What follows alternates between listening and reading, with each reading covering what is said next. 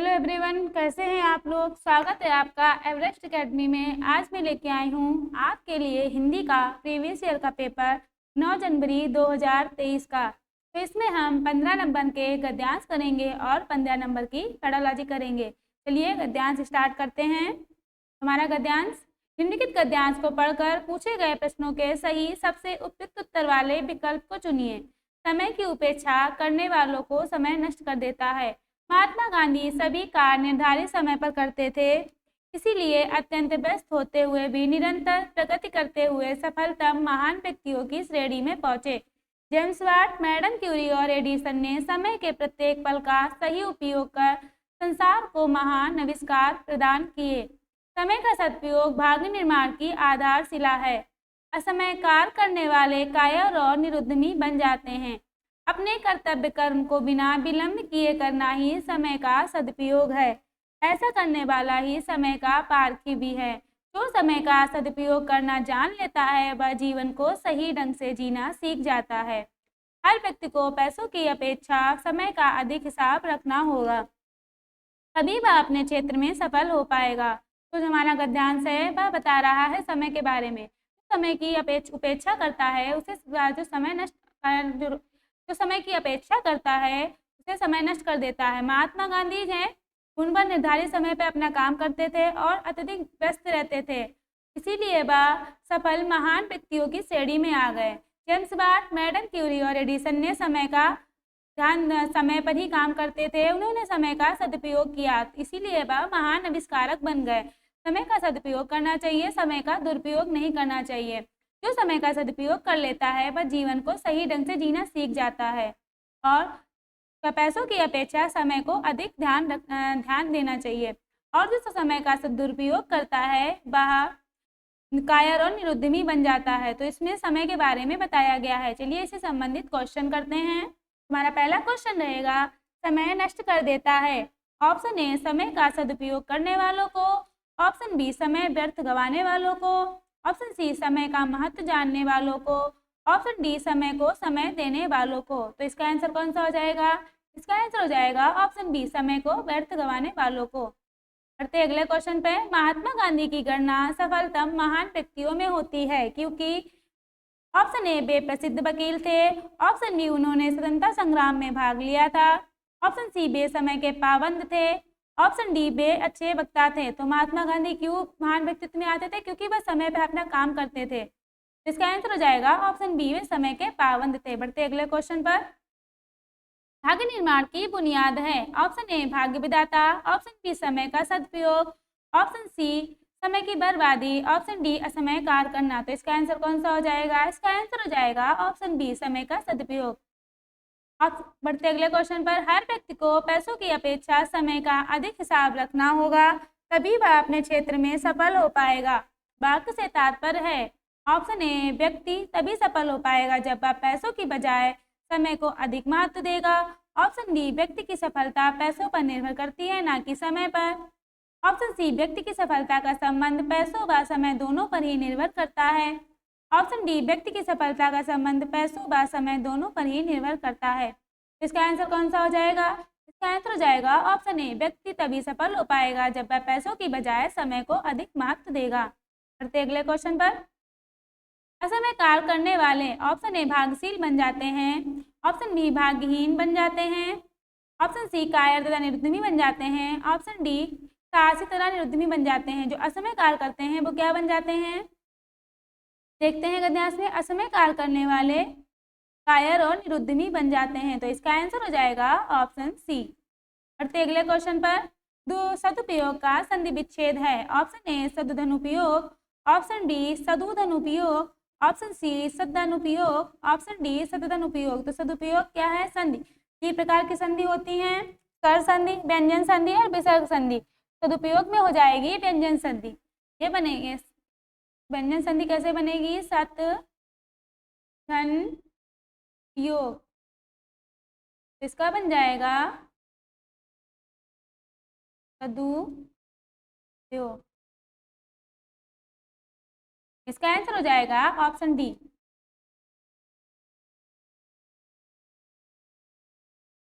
बढ़ते अगले क्वेश्चन पर। जीवन को सही ढंग से जीने के लिए जरूरी है? ऑप्शन ए ढेर सारी धन संपत्ति, ऑप्शन बी ढेर सारा समय, ऑप्शन सी समय का ठीक से उपयोग, ऑप्शन डी केवल समय को ही महत्व देना। तो इसका आंसर कौन सा हो जाएगा? जीवन को सही ढंग से जीने के लिए समय का सदुपयोग करना चाहिए। तो इसका आंसर कौन सा होगा? समय का ठीक से उपयोग। बढ़ते अगले क्वेश्चन पर।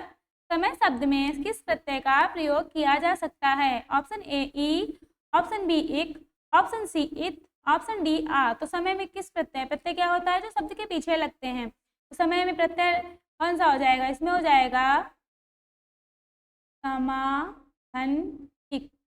तो इसमें एक प्रत्यय लग जाएगा। तो इसका आंसर हो जाएगा ऑप्शन बी। बढ़ते अगले क्वेश्चन पे।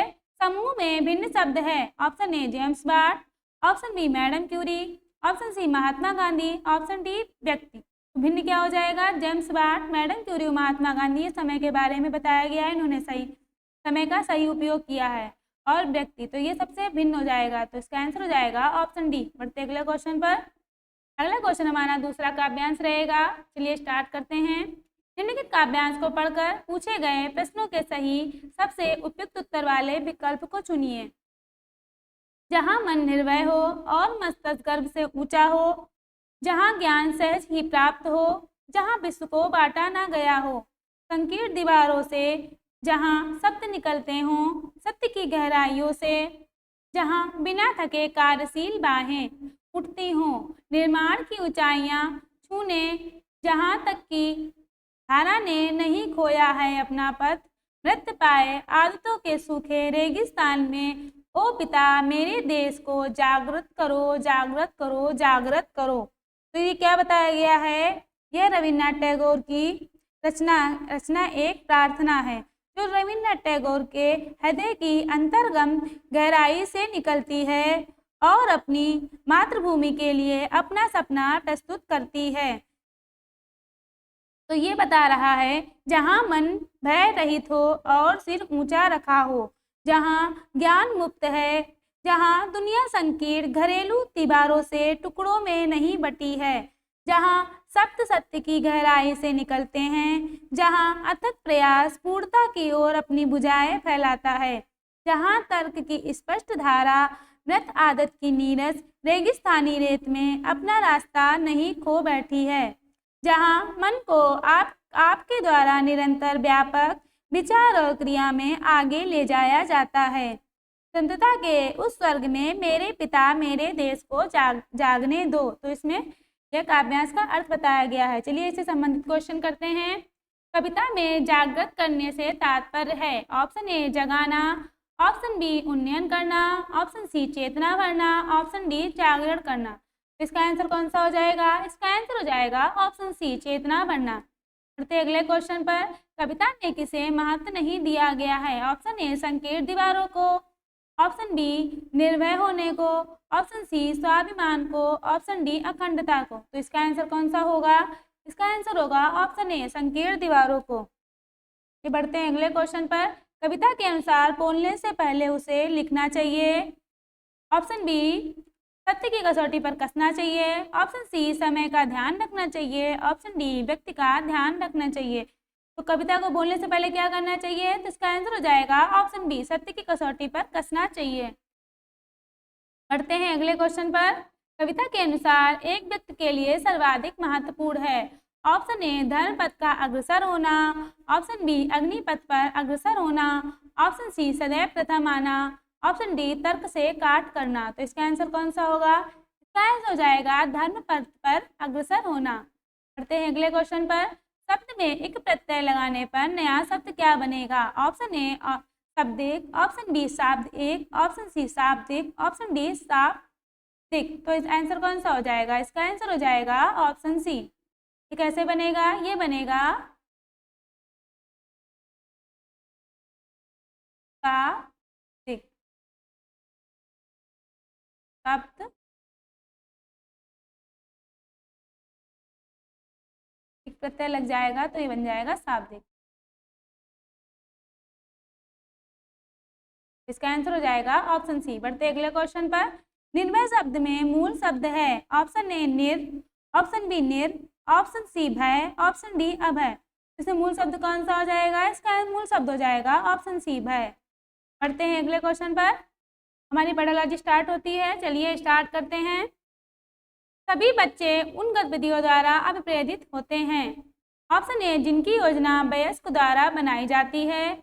ऑप्शन बी जिनकी योजना बच्चों द्वारा बनाई जाती है।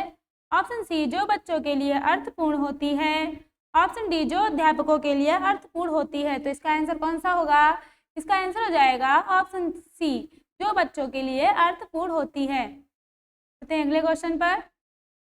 नियंत्रण अथवा प्रोत्साहन के रूप में अपनी भाषा अर्जित करने के योग्य बनाती है और उसी के अनुरूप व्यवहार करने के लिए कहती है। वे का अनुगमन कर रही है। ऑप्शन ए स्वयं करो रणनीति। Option B total physical response उपागम। ऑप्शन सी करके सीखना उपागम। ऑप्शन डी कहानी कथन पद्धति। तो इसका आंसर कौन सा होगा? इसका आंसर होगा option B total physical response उपागम, क्योंकि टोटल फिजिकल रिस्पॉन्स के दृष्टिकोण के अनुसार एक शिक्षिका को शब्दों को उपयुक्त क्रियाओं के साथ जोड़कर शब्दावली सिखानी चाहिए, क्योंकि यह विधि बच्चों के मोटर कौशल को उपयोग करने का सबसे अच्छा तरीका है। तो इसका आंसर होगा ऑप्शन बी। बढ़ते अगले क्वेश्चन पर। द्विभाषी बच्चे या दो भाषा जानने वाले बच्चे किसी से बात करते समय प्रायः एक भाषा के शब्दों का प्रयोग करते हैं, कहलाता है। ऑप्शन ए संकेत बदलना। ऑप्शन बी संकेत मिश्रित करना। ऑप्शन सी बहुभाषिकता। ऑप्शन डी दक्षता स्तर। तो इसका आंसर कौन सा होगा? इसका आंसर हो जाएगा संकेत बदलना। उनके द्वारा ऐसा करना संकेत बदलना कहलाता है। तो इसका आंसर होगा ऑप्शन ए। बढ़ते अगले क्वेश्चन पर। पढ़ते समय विवरण, स्थान, नाम, तारीख, समय आदि को खोजना है। ऑप्शन ए वैश्विक अवबोधन। ऑप्शन बी स्थानीय अवबोधन। ऑप्शन सी निष्कर्ष निकालना। ऑप्शन डी पाठ्य वस्तु का निर्वाचन। इसका आंसर कौन सा होगा? इसका आंसर हो जाएगा ऑप्शन बी स्थानीय अवबोधन। किसी पठन सामग्री में कोई विशेष तथ्य या सूचना प्राप्त करने के लिए किए गए पठन को स्थानीय अवबोधन या गहन पठन कहा जाता है। तो इसका आंसर हो जाएगा ऑप्शन बी। बढ़ते अगले क्वेश्चन पर। एक शिक्षिका कक्षा 5 के शिक्षार्थियों को पढ़ने का आनंद लेने और अवधारणा की बेहतर समझ प्राप्त करने के लिए एक लंबा लेख पढ़ने के लिए कहती है। वे का अभ्यास कर रही है। ऑप्शन ए विस्तृत पठन। ऑप्शन बी गहन पठन। ऑप्शन सी जिक्सा पठन। ऑप्शन डी साथी पठन। तो इसका आंसर कौन सा होगा? इसका आंसर हो जाएगा ऑप्शन ए विस्तृत पठन। विस्तृत रूप से पढ़ना ही विस्तृत पठन कहलाता है। जब शिक्षार्थी विषय वस्तु का पूर्णता समझने के लिए थोड़ा तेज गति से ज़्यादा पाठ सामग्री या पृष्ठों को पढ़ता है तो उसे विस्तृत पठन कहते हैं। तो इसका आंसर हो जाएगा ऑप्शन ए। बढ़ते हैं अगले क्वेश्चन पर। एक शिक्षक छोटे बच्चों को नए शब्द सिखाने के लिए वास्तविक वस्तुओं का उपयोग करती है, क्योंकि ऑप्शन ए सभी शब्दों को सही वर्तनी के शिक्षण में मदद करता है। ऑप्शन बी सही शब्द। ऑप्शन बी यह शब्द भंडार का शिक्षण केवल वास्तविक वस्तुओं से ही कर सकते हैं। ऑप्शन सी छोटे बच्चे अमूर्त चिंतन के योग्य नहीं होते हैं। ऑप्शन डी यह शिक्षार्थियों को शब्द और वस्तुओं के बीच संबंध जोड़ने में मदद करता है जो वे अपने वास्तविक जीवन में देखते हैं। इसका आंसर कौन सा होगा? इसका आंसर हो जाएगा ऑप्शन डी।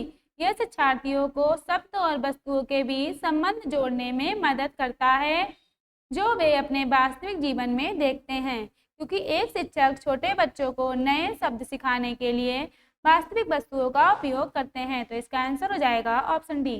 पढ़ते हैं अगले क्वेश्चन पर। जब एक शिक्षार्थी को नई भाषा सिखाते हैं लेकिन वह उसे बोलता नहीं है, इस अवधि को कहते हैं। ऑप्शन ए वाक उदीयमान। ऑप्शन बी मूक। ऑप्शन सी प्रारंभिक उत्पादन। ऑप्शन डी उदयमान। तो इसका आंसर कौन सा हो जाएगा?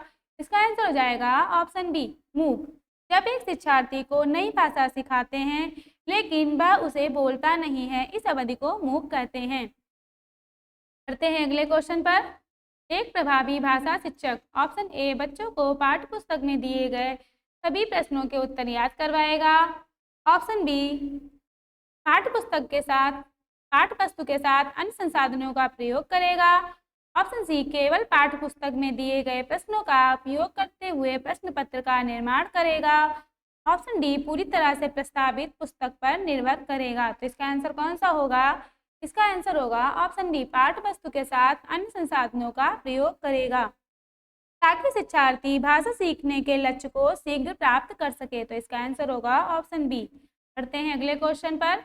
एक शिक्षक शिक्षार्थियों के भाषा कार्यों को एक फोल्डर में रखते हैं और बाद में उसे शिक्षार्थी की भाषा उपलब्धि के आकलन के लिए इस्तेमाल करते हैं। आकलन की यह रणनीति क्या कहलाती है? ऑप्शन ए, निदानात्मक परीक्षण, ऑप्शन बी, उपवाक्यात्मक अभिलेख, ऑप्शन सी, योगात्मक आकलन, ऑप्शन डी, पोर्टफोलियो आकलन। तो इसका आंसर कौन सा होगा? इसका आंसर हो जाएगा ऑप्शन डी, पोर्टफोलियो आकलन। किसी भी विशेष संस्थान व्यक्ति विशेष से संबंधित समस्त जानकारियों का संग्रह जिस दस्तावेज में होता है उसे पोर्टफोलियो कहते हैं। तो इसका आंसर होगा ऑप्शन डी।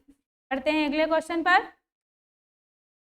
कच्छ भाषा सीखने में शिक्षार्थी की मातृभाषा के हस्तक्षेप की अनुमति न होने वाली शिक्षण पद्धति को कहा जाता है। ऑप्शन ए, प्रत्यक्ष पद्धति, ऑप्शन डी, व्याकरण अनुवाद पद्धति, ऑप्शन सी, द्विभाषिक पद्धति, ऑप्शन डी, स्थितिपरक पद्धति। तो इसका आंसर कौन सा होगा? इसका आंसर हो जाएगा ऑप्शन ए, प्रत्यक्ष पद्धति। कच्छ भाषा सीखने में शिक्षार्थी की मातृभाषा के हस्तक्षेप की अनुमति न होने वाली शिक्षण पद्धति को प्रत्यक्ष पद्धति कहा जाता है। तो इसका आंसर होगा ऑप्शन ए। पढ़ते हैं अगले क्वेश्चन पर। निम्नलिखित में से कौन सा अधोगामी उपागम पर आधारित नहीं है? ऑप्शन ए, शिक्षार्थी भाषा के अर्थ को जानने के लिए अपने पूर्व ज्ञान का उपयोग करता है। ऑप्शन बी, शिक्षार्थी जब पढ़ता या सुनता है तो वह यह अनुमान लगाता है कि आगे क्या होने वाला है। ऑप्शन सी, शिक्षार्थी एकल शब्द या पद पर ध्यान केंद्रित करते हुए भाषा को समझते हैं। ऑप्शन डी, शिक्षार्थी कविता या कहानी से शुरू करते हैं और फिर अक्षर पर आते हैं। तो इसका आंसर कौन सा होगा? इसका आंसर हो जाएगा ऑप्शन सी, शिक्षार्थी एकल शब्द या पद पर ध्यान केंद्रित करते हुए भाषा को समझते हैं। क्योंकि वह अधोगामी उपागम पर आधारित नहीं है, जबकि शिक्षार्थी भाषा के अर्थ को जानने के लिए अपने पूर्व ज्ञान का उपयोग करता है। तो इसका आंसर होगा ऑप्शन सी। बढ़ते हैं अगले क्वेश्चन पर। उपचारात्मक शिक्षण है। ऑप्शन ए, शिक्षार्थी के सीखने में आने वाली रिक्तियों को भरना। ऑप्शन बी, गलत रूप से समझी गई अवधारणाओं को सही करना। ऑप्शन सी, कक्षा में सजातीयता को बनाए रखना। ऑप्शन डी, नई भाषा गतिविधि से परिचय कराना। तो इसका आंसर कौन सा हो जाएगा? इसका आंसर होगा ऑप्शन ए, शिक्षार्थी के सीखने में आने वाली रिक्तियों को भरना। क्योंकि उपचारात्मक शिक्षक शिक्षार्थियों को समस्याओं का मूल्यांकन कर उनका उपचार करना ही उपचारात्मक शिक्षण कहलाता है। तो इसका आंसर होगा ऑप्शन ए। पढ़ते हैं अगले क्वेश्चन पर। सीखने की वह अक्षमता जो हमारे पढ़ने, निर्वचन करने और अक्षरों, शब्दों एवं संकेतों को समझने की योग्यता को प्रभावित करती है। Option A, dyslexia, option B, dyscalculia, option C, dysphagia, option D, dyslexia. इसका आंसर कौन सा होगा? पढ़ने से संबंधित बात बताई गई है, तो इसका आंसर हो जाएगा ऑप्शन ए, डिस्लेक्सिया। अंकगणितीय अक्षमता डिस्कैलकुलिया तथा संतुलन एवं समन्वय संबंधित अक्षमता डिस्लेक्सिया कहलाती है। इसका आंसर होगा ऑप्शन ए। बढ़ते हैं अगले क्वेश्चन पर। निम्नलिखित में से कौन सा भाषा की कक्षा में प्रिंट समृद्ध परिवेश में आता है? ऑप्शन ए, कक्षा में प्रदर्शित चार्ट्स, पोस्टर्स, कक्षा के प्रदत्तकार। ऑप्शन बी, परिवेश में sign boards, play cards, labels, wrappers आदि। ऑप्शन सी, कक्षा पुस्तकालय की अलमारियों में रखी हुई पुस्तकें। ऑप्शन डी, इलेक्ट्रॉनिक मीडिया जैसे टीवी, कंप्यूटर, स्मार्टफोन आदि। तो इसका आंसर कौन सा होगा? इसका आंसर हो जाएगा ऑप्शन ए, कक्षा में प्रदर्शित चार्ट्स, पोस्टर्स, कक्षा के प्रदत्तकार आदि भाषा की कक्षा में प्रिंट समृद्ध परिवेश बनाते हैं। तो इसका आंसर होगा ऑप्शन ए। बढ़ते हैं अगले क्वेश्चन पर। प्रथम पीढ़ी के शिक्षार्थी वे हैं जो अपने परिवार में सबसे पहले विद्यालय गए हैं। ऑप्शन बी, दाखिला लेने के लिए विद्यालय में पहली बार आए हैं। ऑप्शन सी, विद्यालय में विद्यालय तैयारी कार्यक्रम में हिस्सा ले रहे हैं। ऑप्शन डी, विद्यालय में पहली बार भाषा सीख रहे हैं। इसका आंसर कौन सा होगा? इसका आंसर हो जाएगा ऑप्शन ए, अपने परिवार में सबसे पहले विद्यालय गए हैं। क्योंकि इन्हें प्रथम पीढ़ी का विद्यार्थी इसलिए कहा जाता है कि इनके परिवार से इनसे पहले कोई भी व्यक्ति शिक्षण हेतु विद्यालय नहीं गया। तो इसका आंसर हो जाएगा ऑप्शन ए। चलिए मिलते हैं अगली क्लास में। Take care, bye bye.